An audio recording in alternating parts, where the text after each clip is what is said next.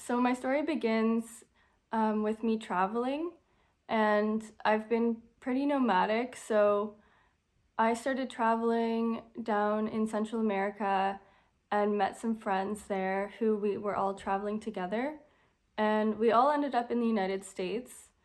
And before before I went to the United States, I came back to Canada and I spent some time with my family, my friends, and my brother.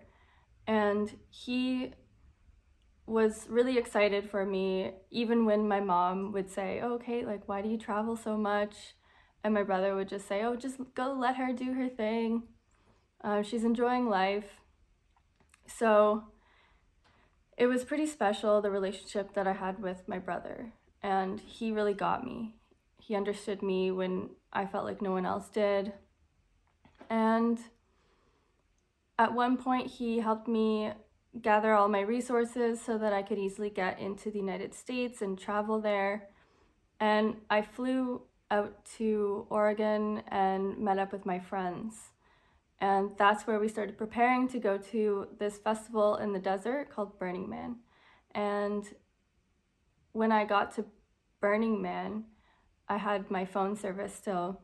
And I got a message from my brother saying, "Did you make it into Burning Man?" And I replied and I said yes. And a few days in, I was getting tickets, like getting into Burning Man. And at one point, I was biking to the entrance of the festival to bring a ticket to a friend. And I had a near death experience where it felt like near death. Like there was I got caught in a huge sandstorm out in the middle of the desert when I was biking, and I had to cover myself for about 20 minutes and try and breathe through like a small cloth. And it was scary because I wasn't expecting that to happen, and my heart was racing. It was just a really out of body experience for me. And a couple days later, I decided to turn my phone on, and I had a couple bars of service. So I started getting these messages flooding in from family and friends saying, "It's urgent, call your mom, call your parents." So I called my mom, and just on the other line, I heard, "Stephen has passed away." And it was just like my friends and family were all at my parents' house, and it was 2 days later after it happened. And on the day that it happened, it was when I had that experience. So I just correlate those 2 days together, which I find I am able to connect to my brother in that way. Like I kind of knew that something was happening. And it's just really special to me to kind of find these correlations. So that's when I found out it happened. And the experience for me was terrible. I felt like a part of me was dying, and it's still very painful. Um, However, it was definitely the best situation for me because I was surrounded by my friends that I really trusted. And even though I was at a crazy festival at Burning Man, I was completely sober the whole time.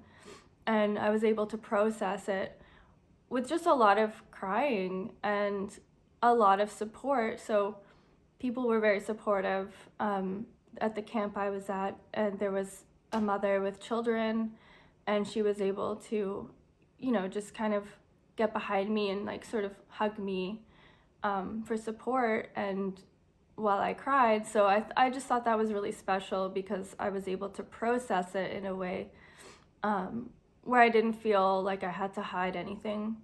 And I think that's really important when it comes to grieving. So I just kind of immediately let it flow. So that was sort of my experience of when it first hit me and when it happened. And being at a festival, and Burning Man especially, is about death of loved ones. So there is an entire temple there dedicated to the death of loved ones. So I was able to write like a little letter for my brother, and I had like a little ceremony, which I think are really important things to do, just to release any thoughts or anything that's there.